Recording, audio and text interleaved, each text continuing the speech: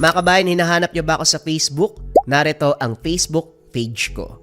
Mga kabayan, kung interesado rin kayo makakuha ng mga medalyon, bracelet pang proteksyon, pampaswerte, pangkalusugan, diyan ako namimigay sa ating Facebook. Basta mag-follow lang kayo, antayin nyo yung mga post kung paano makakasali sa raffle kasi nagbibigay din ako ng cash prize, mga pangbigas, yan. Basta naka-follow kayo sa ating Facebook page, sundin nyo lang kung anong kailangan doon sa post. Follow na mga kabayan.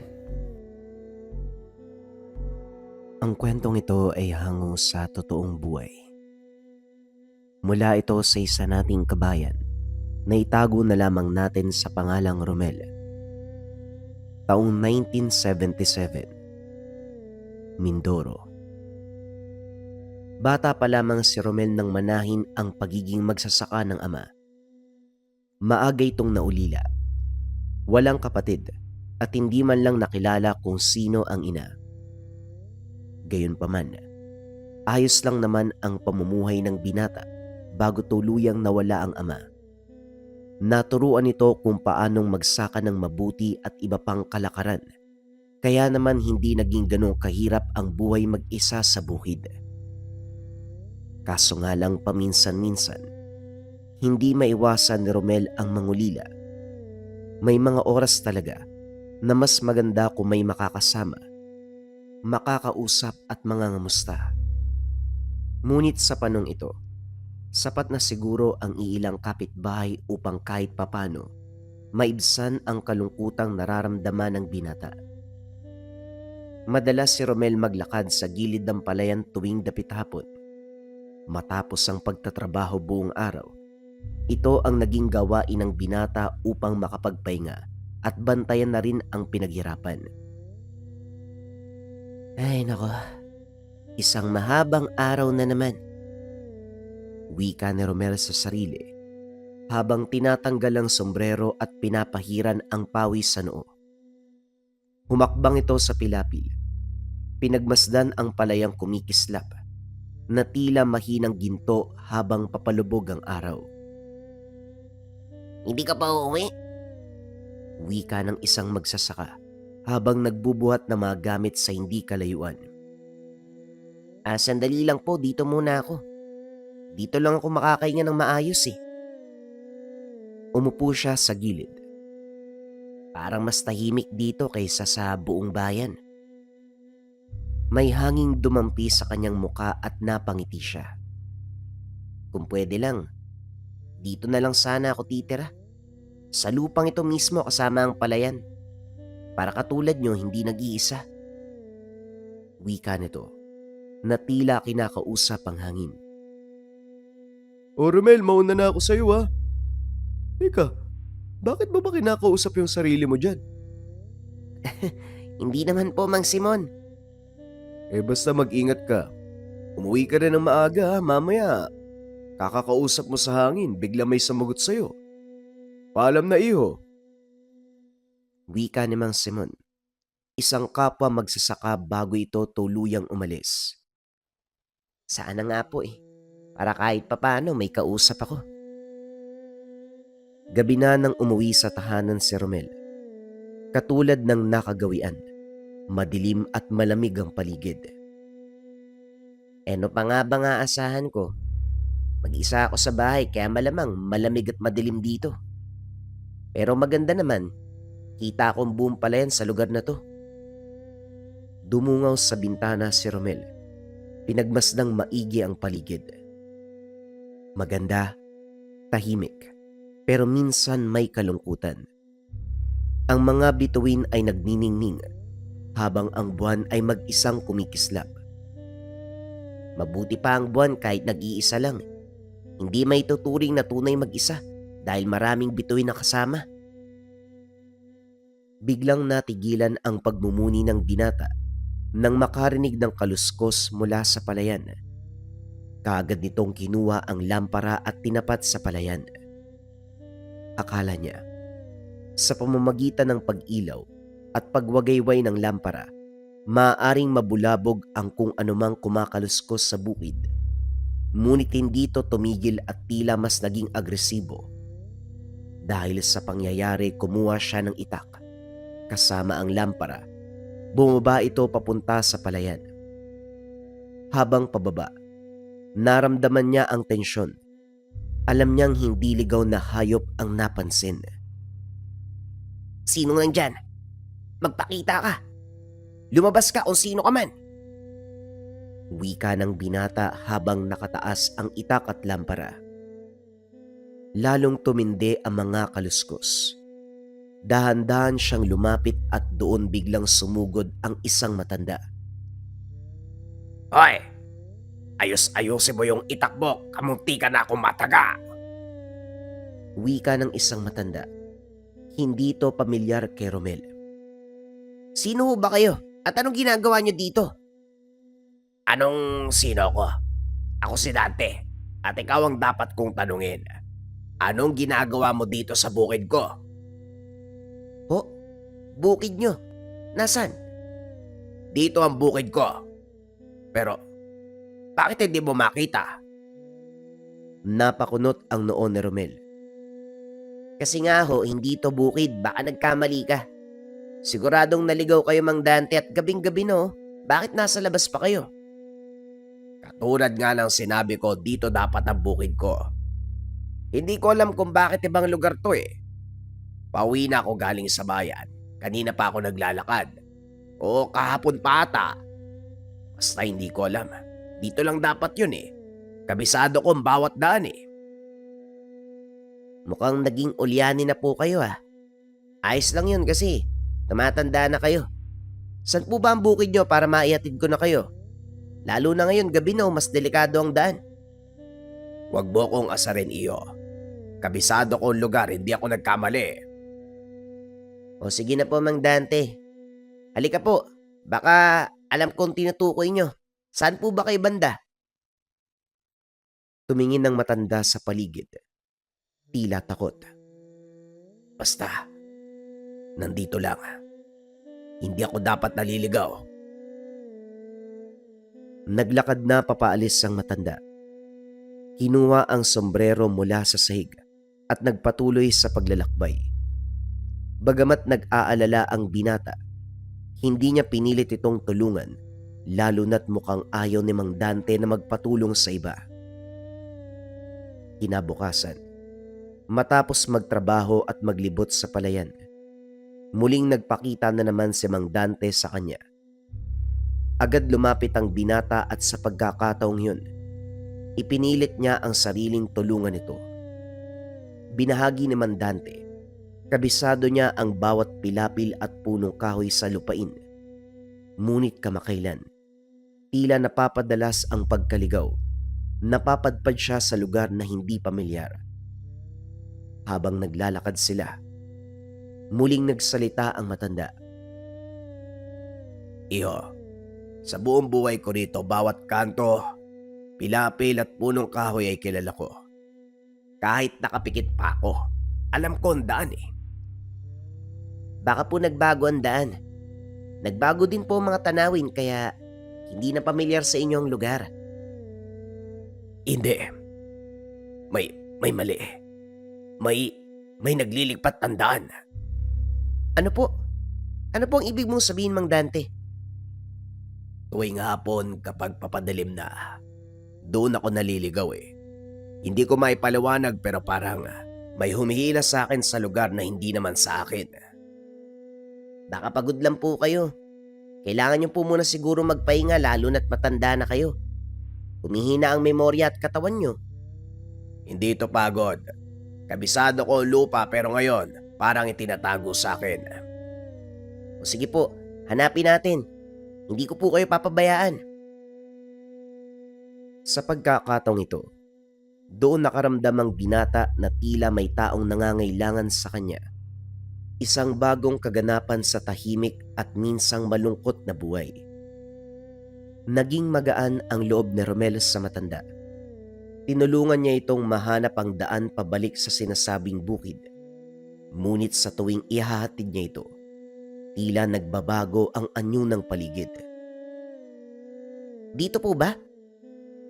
Tanong ni Romel habang tinuturo ang isang palayan. Hindi yan yun eh.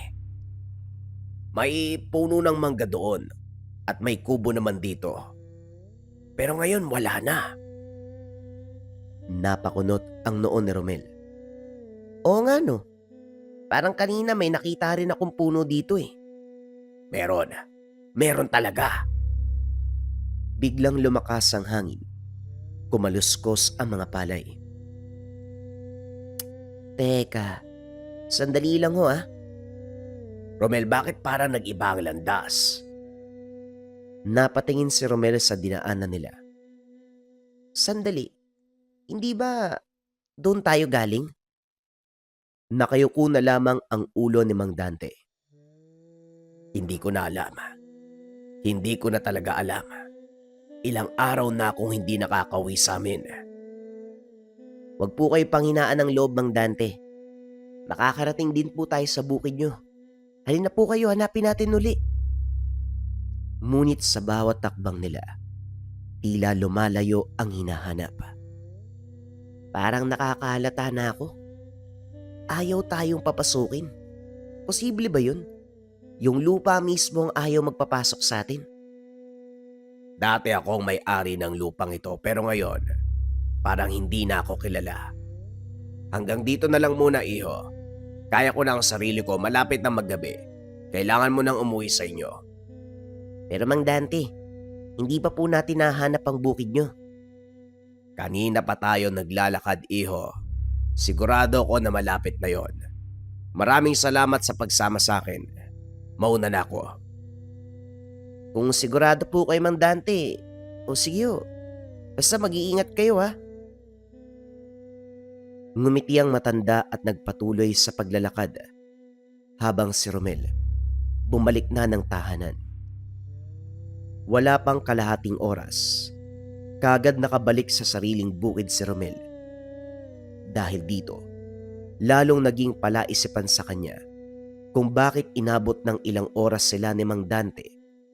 Pero ngayon, hindi pa rin natatagpuan ang bukid nito. Sana matagpuan ni Mang Dante ang bukid niya. Kawawa naman yung matanda na yun. Kinabukasan, katulad ng nakagawian, hapon na nang maglakad muli si Romel sa palayan. Baka hindi ko na siya makita ngayon. Ayos lang. Makauwi na nga lang. Iha! Iha! Oh! Kayo na naman, Mang Dante. Parang tuluyan na ako naligaw eh. Wika ng matanda. Rinig sa boses ito ang pagod at labis na pagtataka. Kanina pa po ba kayo dito? Hindi ko alam, basta kapag palubog na ang araw, palaging nandito na ako eh. Kapag umaga po, nasan kayo? Hindi ko maalala. Wala talaga ako maalala. Napabuntong hininga si Romel. Ibig sabihin, tuwing dapit hapon lang kayo lumilitaw. Ganun po ba? Tumingin si Mang Dante sa kanya. Iyo, tulungan mo ko. Baka sakaling mahanap ko na ang bukid ko bago pa tuluyang dumilim. Napatingin si Romel sa papalubog na araw. Sige ho, hanggat may liwanag pa, hanapin natin. Hindi ko na maintindihan. Araw-araw ko itong nilalakaran pero kapag papalubog na ang araw, nag-iiba ang bukid. Ano po ang huling naaalala niyo, Mang Dante?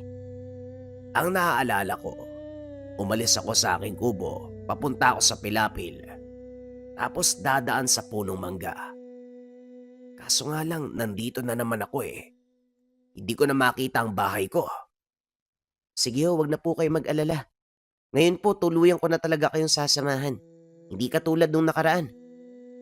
Maraming salamat, iho ha. Pasensya na talaga sa abala. Walang anuman po, Manong. Baka ngayon sa tulong mo mahanap ko na. Ilang oras na ang nakalipas. Nagsimula silang maglakad. Romel! Napalingon ang binata. Hindi po ba dumana tayo dito kanina? Oo pero bakit parang umiikot tayo? Mang Dante, may narinig po ba kayong kwento tungkol sa mga tikbalang? Tikba lang. Yung mga nilalang na nanliligaw ng mga tao. Opo, ang sabi ng matatanda, nilalaro daw nila ang mga naglalakad sa bukid. Pinapabalik-balik sa iisang daan. Maigpit ang hawak ni Mang Dante sa kanyang sombrero. Iyo, wag mo sabihin.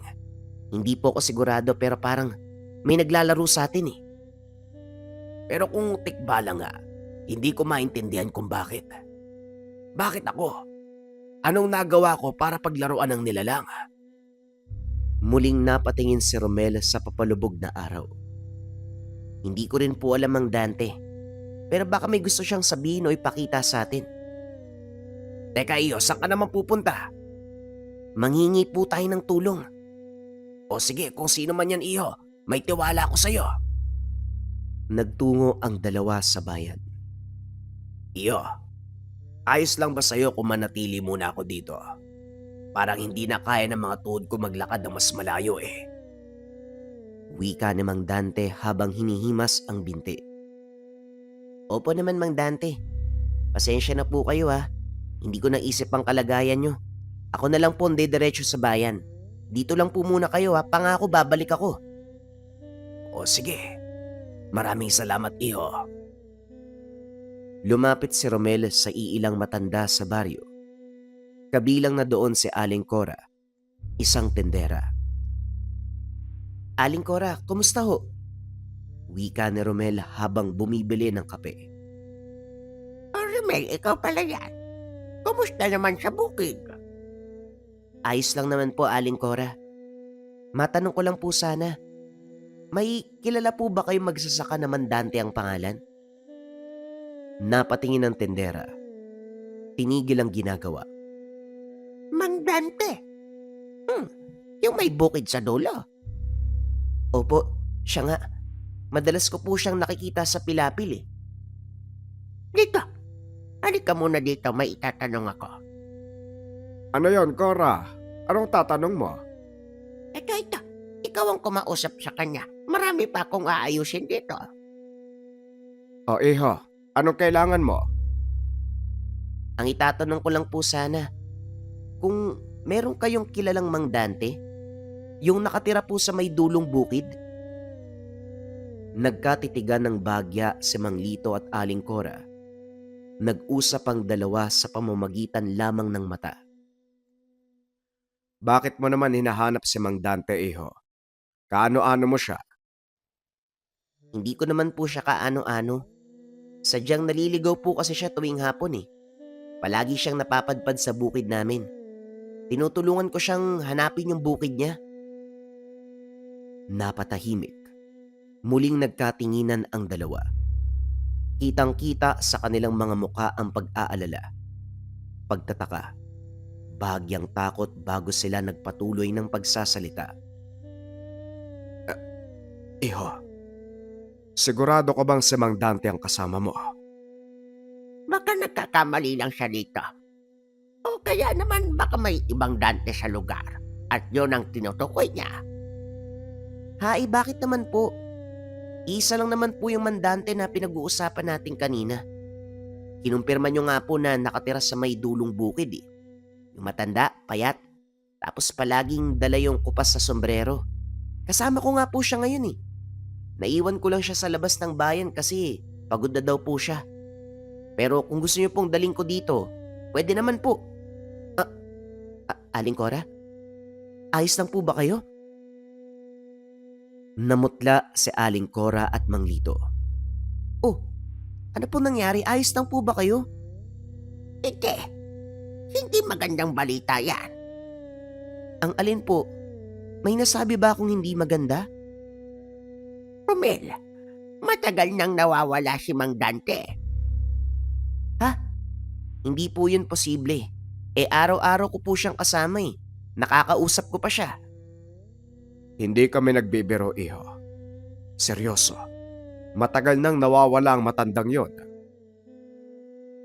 Nagulat si Romel nang sabihin ng mga ito na matagal nang hindi nakikita si Mang Dante at may mga bulong-bulungan na nawawala to ilang linggo na ang nakalipas. Napatras si Romel. Ilang linggo na siyang hindi nakakawi sa kanyang pamilya. Hinahanap nga siya ng mga kamag-anak niya eh. Pero kinakausap ko po siya. Kanina lang po kasama ko siya. Romel, baka may ibang nilalang kang nakakasama. Wika ni Mang Lito na nagpailing kay Romel. Hindi po, totoo po siya. Hinahawakan ko pa nga po yung kamay niya kung paminsan eh. Tuwing dapit hapon baka mo siya nagpapakita. Tama ba, iho? Oo. Mag-iingat ka, iho. May mga oras sa bukid na hindi para sa mga buhay. Nagpasalamat na lamang si Romel sa tulong ng mga matanda. Ngunit sa kabila nito, patuloy pa rin nakakausap ni Romel ang matanda. Habang tumatagal, mas nagiging desperado si Mang Dante na mahanap ang kanyang tahanan. Iho! Iho! Wika ni Mang Dante nang makita si Romel. Mabuti naman at dumating ka na. Akala ko kung napano ka eh. Akala ko, pasensya na po natagalan ako. Hindi ko na talaga makita ang bahay ko. Parang mas lumalayo habang tumatagal. Ang sabi po ng mga taga-baryo sa akin, Teka, iho, huwag mo nang sabihin yan. Tulungan mo muna ako. Baka ngayon makita na natin. naawa na lamang ang binata. Bagamat kita sa kanyang mga mata ang lungkot, pinilit na lamang niyang ngumiti para kahit papano mabawasan ang pag-aalalang nararamdaman ni Mang Dante. O sige po, tara po. Iho, pakiramdam ko may sumusunod sa atin ha. Sandaling tumahimik si Romel upang pakinggan ang paligid. May naririnig po ako. Kung hindi pa rin natin mahanap ang bahay ko ngayon, maaaring hindi na ako makauwi kailanman. Nais man alisin ni Romel ang lungkot at takot na nararamdaman ni Mang Dante. Alam ng binata na hindi rin niya alam kung anong gagawin upang tuluyang makauwi ang matanda. Huminto po muna tayo sandali, Mang Dante. Bakit, Iho? May nakita ka ba? Tignan niyo po 3 beses na nating nadaanan yung punong yan. Teka, hindi. Hindi maaari. Ilang sandali pa may kumaluskos sa mga damo.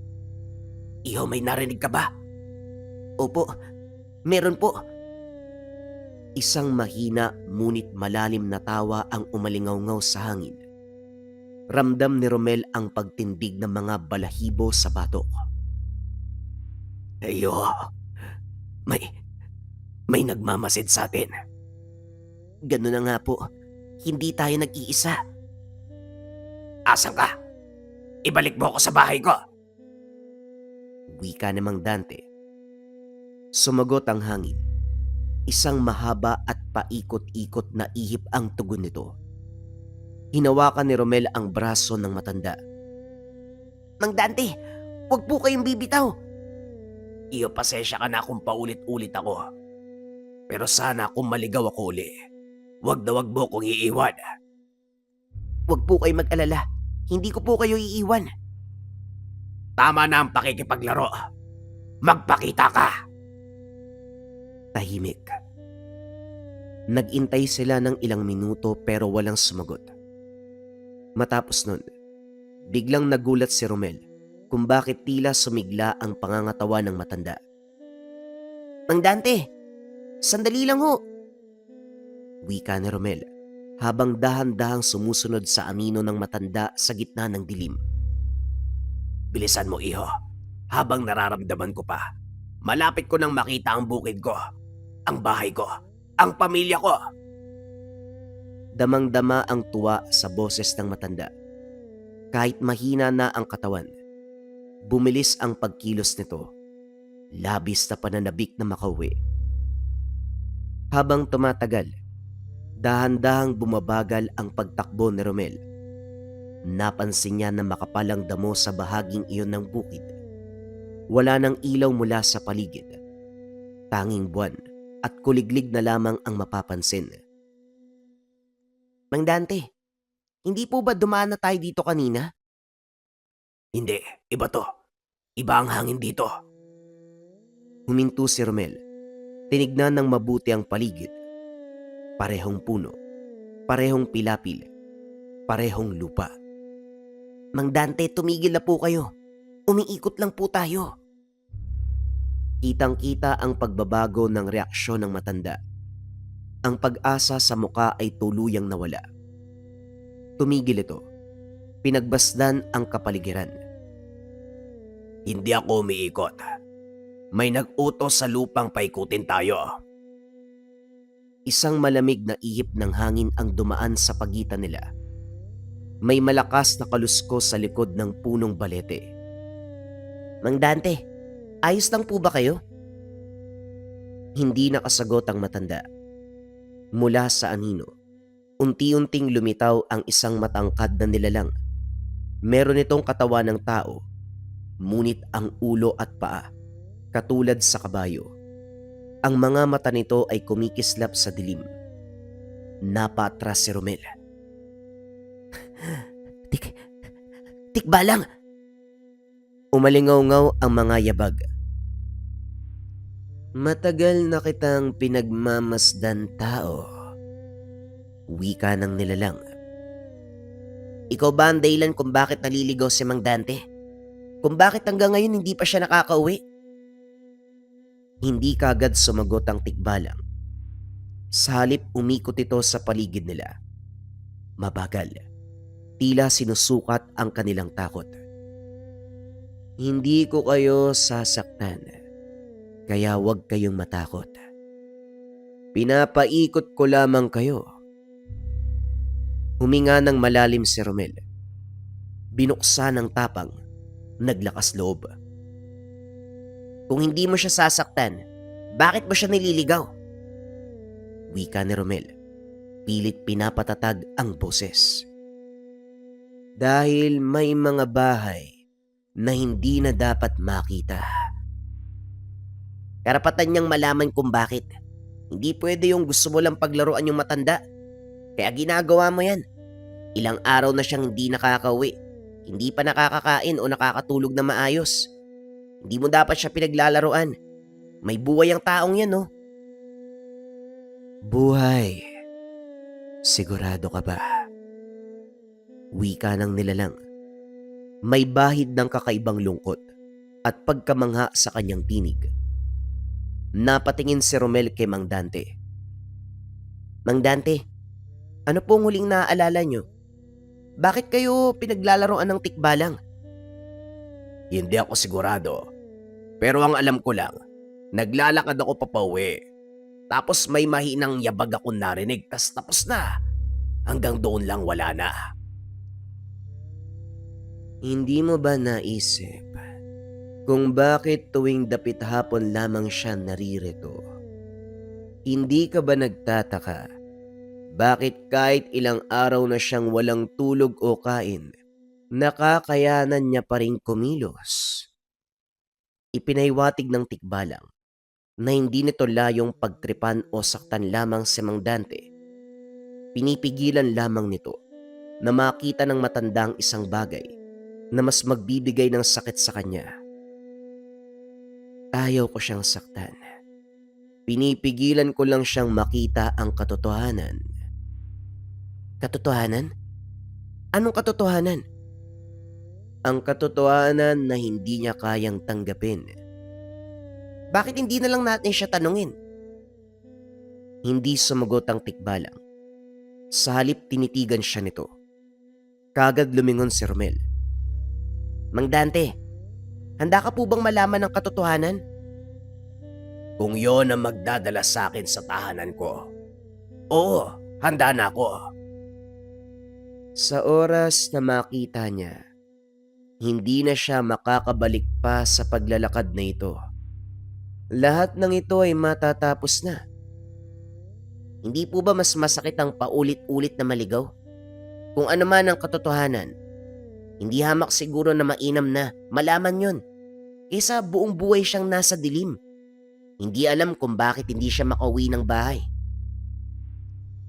Kung gayon, lumakad kayo. Habang naglalakad, biglang natisod si Romel. Aray ko! Iho, ayos ka lang ba? Napahawak si Romel sa lupa. Kaso nga lang hindi lupa ang nakapa. Mang Dante, may katawan dito. Dahan-dahan niyang hinawi ang damo. Isang kupas sa damit. Isang pamilyar na sombrero. Unti-unting nang laki ang mga mata ni Romel. Hindi. Mang Dante, kayo po. Wika ni Romel habang tinuturo ang bangkay. Tahimik lang ang tikbalang. Bakit? Bakit pamilyar? Mukha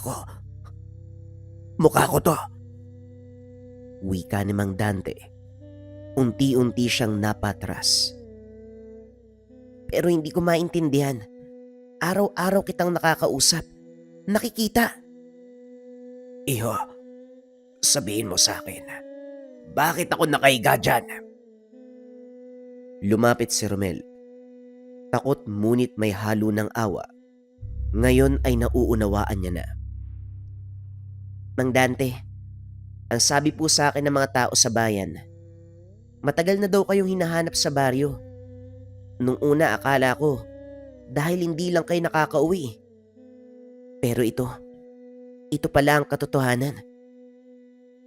Napatingin ng matanda sa sariling bangkay.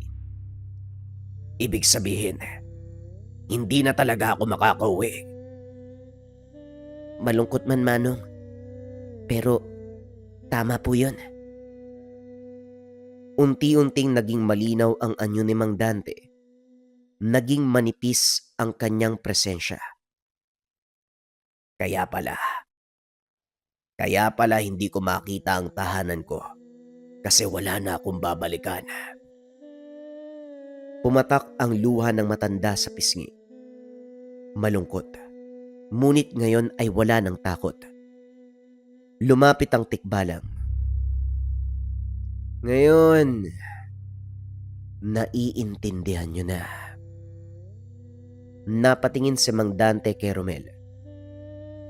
Iho, maraming salamat sa iyo. Hindi mo ako iniwan. Mang Dante, Hindi pa tapos ang iyong laban. Inilayo lang kita sa sakit. Pero mananatili kang ganito hanggat hindi natutuklasan kung sino ang gumawa ng bagay na yan. Dahan-dahang naglakad ang nilalang sa isang bahagi ng damuhan. Hinawi nito ang mga damo at makapal na talahib. Hali kayo. Tignan nyo. May bakas ng yabag. May sirang bahagi ng lupa. May bakas ng tuyong dahon sa paligid ng pilapil. Hindi siya basta namatay. May humabol at sinadya siyang saktan. Napahawak si Romel sa ulo. sino naman ang gagawa nito sa kanya? Wala naman siyang kaaway. Hindi mo alam ang lahat ng bagay. Teka, sandali. Ibig sabihin, may kaaway ako. Hindi mo naaalala. Pero ang lupa, hindi ito makakalimutan. Pinatay siya. Ito pala ang dahilan kung bakit hindi ka makalis. Hindi siya nakatali sa bukid. Nakatali siya sa katotohanan. Mang Dante, kung hindi natin malalaman kung sino ang gumawa nito, mananatili kang ganyan. Kaya pala paulit-ulit ang paglalakad ko. Kaya pala palaging meron akong hinahanap. Tama po kayo. Hinahanap niyo ang hustisya. Iho, may makikinig ba sa'yo kung sasabihin mong nakakausap mo ko? Sandaling natahimik si Romel. Hindi na po mahalaga kung may maniwala. Ang importante, malaman natin ang katotohanan. Huminga ng malalim ang binata. Humarap sa tikbalang. Kung totoo ang sinasabi mo, tulungan mo ko. At bakit naman kita tutulungan? Dahil hindi mo siya sinaktan. Prinotektahan mo pa siya eh. Sigurado kung tinutulungan mo kami dahil mabuti ang iyong kalooban. Matapang ka. Pero ang katotohanan, may mas mabigat kaysa sa bangkay na hawak mo. Kaya ko. Hindi naman dapat maligaw pa si Mang Dante. Hindi siya dapat pwedeng maligaw. Lumapit si Mang Dante. Iho, wag mong ilagay ang sarili mo sa panganib. Sapat na malaman ko ang katotohanan. Pero hindi kayo makakaalis dito kapag hindi natin naresolba ang problema. Iho, labis-labis na ang pagpapasalamat ko sa iyo. Tumingin si Romel sa matanda at bagyang ngumiti. Hindi ko kayo tinulungan para iwanan lang po sa uli, Manong. Hayaan niyo po kung gawin ng bagay na to. Hahanapin natin kung sino ang gumawa nito. Unti-unting umatras ang tikbalang. Ngunit bago ito tuluyang maglaho, nagsalita siya.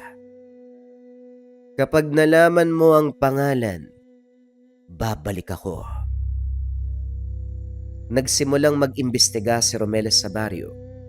Kinausap ang mga kapitbahay, kapwa magsasaka, maging ang mga kamag-anak ni Mang Dante. Mang Lito, may nakaaway po ba si Mang Dante bago siya mawala? Napakunot ang noo ni Mang Lito. Bakit mo naman natanong ang bagay na yan? May nakita lang po kung hindi tama sa bukid niya. Wika ni Romel. Hindi pa niya sinasabing nakita na ang bangkay. May usap-usapan noon pero ayoko makisali. Usap-usapan? Ano po yun? Ang sabi, may gusto daw umangkin ng lupa niya. Ang sumunod na kinausap, si Aling Cora. Iha, iha, bakit ka nag-uusisya patungkol kay Mang Dante? Hindi po siya kasi basta-basta nawala eh. Hindi mo naman kaano-ano yung matanda. Bakit parang interesado ka? Hanggang ngayon ho ba, hindi kayo naniniwala na nakakausap ko si Mang Dante?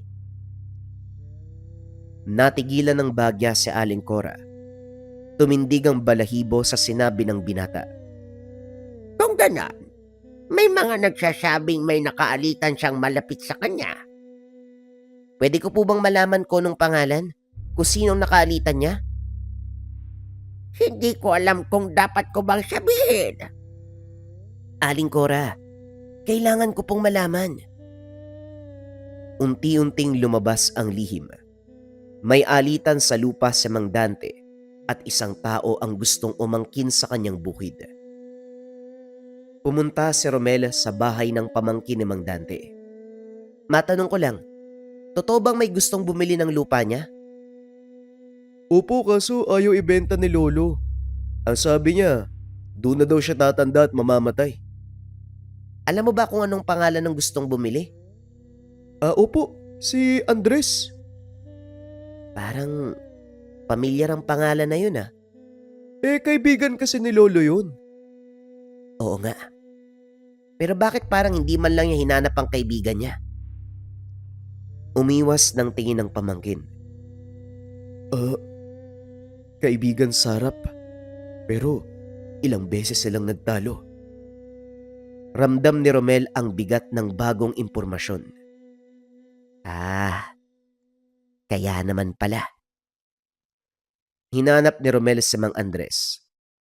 Nang matunton, nakipagkita ito sa gilid ng palayan. Kayo po ba si Mang Andres? At sino ka naman para magtanong? Ako po si Romel. Gusto ko lang po sanang malaman kung nasaan kayo ng gabing mawala si Mang Dante. Bagyang nag-iba ang tingin ng matanda. At bakit mo naman natanong? May bakas ng pakikibaka sa bukid niya eh. Maraming hayop sa bukid, iho. Pero hindi hayop ang gumawa nun. Tao. Mariing tugon ng binata. Saglit na katahimikan ang namayani. Pinilit mo siyang pumirma, hindi po ba? At nung tumanggi siya, Hindi mo alam kung anong sinasabi mo, bata. hindi nga ba? Wala kang patunay. May dugo sa lupa. May saksi na hindi mo kayang takasan. Sino? Ang mismong lupa na inagaw mo. Hindi na nakatingin pa si Andres. Sa katahimikan, malinaw na malinaw ang pag-amin nito. Lumubog na ang araw nang bumalik si Romel sa gitna ng bukid. Mang Dante, nandito na po ako. Dumampi ang malamig na hangin. Unti-unting lumitaw ang matanda. Kumusta, iho? May nalaman ka ba? Opo, alam ko na kung sinong may sala. Sino? Ang pinagkakatiwalaan nyo. Kilala ko na kung sino ang tinutukoy mo. Huwag po kayo mag-alala. Hindi na po siya makakatapak sa lupang to. Hindi niya na maangkin ang buong lugar. Sa pagkakataong iyon, hindi na malabo ang anyo ng matanda. Mukhang hindi na talaga ako maliligaw. Opo, Manong. Hindi na po. Ngumiti si Mang Dante. Tunay ng ngiti mula nang magkakilala sila ni Romel. Hindi ko na hinahanap ang buhay ko. Alam ko na kung saan ako dapat, iho. Kundi dahil sa'yo, maglalakad pa rin ako paikot-ikot hanggang sa ngayon. Sabi ko naman po sa inyo hindi ko po kayo papabayaan. Ngayon pwede na akong tumigil sa paglalakad. Maraming salamat. Unti-unting tinangay ng hangin ang anyo ni Mang Dante, kasabay ang unang liwanag ng buwan.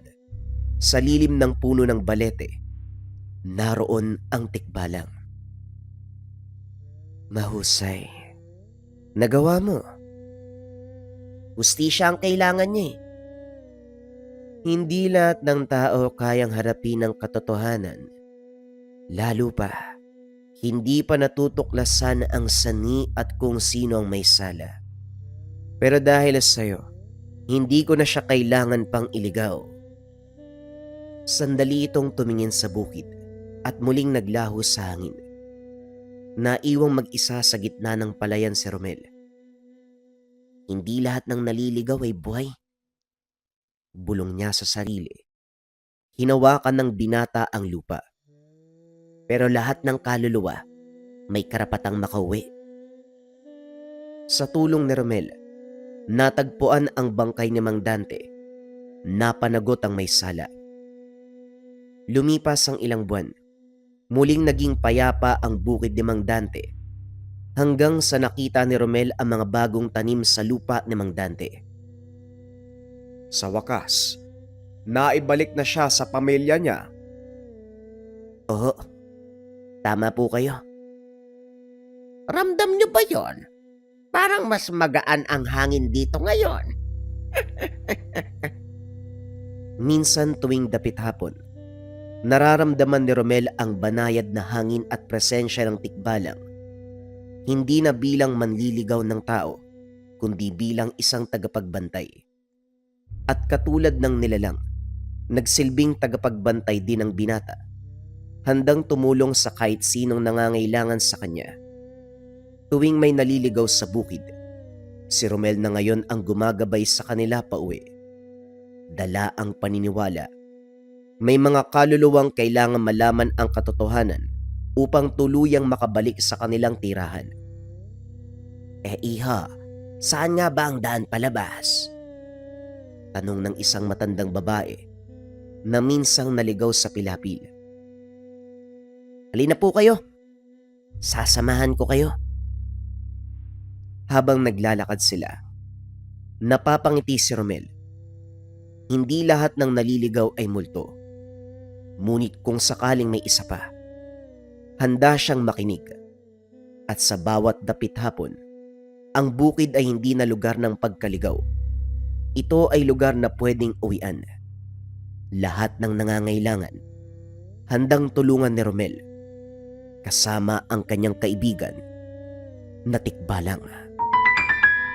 May mga pagkakataon ba na pakiramdam mo kabayan, napapagod ka kahit wala ka namang ginagawa? Or yung tipong kumpleto naman yung tulog mo, pero pagkagising mo sobrang bigat pa rin ang pakiramdam. Parang may mabigat na enerhiya na umihila sa tahanan, may mabigat na enerhiya sa paligid. Sa negosyo, kwarto, sala, o kung saan ka madalas tumatambay kabayan. Hindi lahat ng dumi kabayan nakikita ng pisikal na mata. Hindi dapat malinis lang ang pisikal na espasyo, hanggang espiritual dapat kiniklens yan. Ang incenso candle for cleansing mula sa Lika Merchandise ay espesyal na kandila na ginawa upang magbigay ng liwanag sa espasyo na ating ginagalawan. Incenso candle for cleansing, pang-cleanse ng lugar, pangtaboy ng negative energy para maganda ang pasok ng swerte at iwas sakit na bunga ng negative energy. Sa isang sindilang kabayan, gumagaan ang kapaligiran, lumilinis ang espasyo, nagiging mahimbing ang pagtulog sa gabi. Ito ay mainam na gamitin pang-cleanse na mga lugar kung saan natin nararamdaman ang negatibong enerhiya. Kung interesado ka kabayan, kailangan lang tong sindihan sa umaga at gabi. May yellow basket dito sa baba or pwede mong i-visit ang shop ng Lika Merchandise Incenso Candle for Cleansing.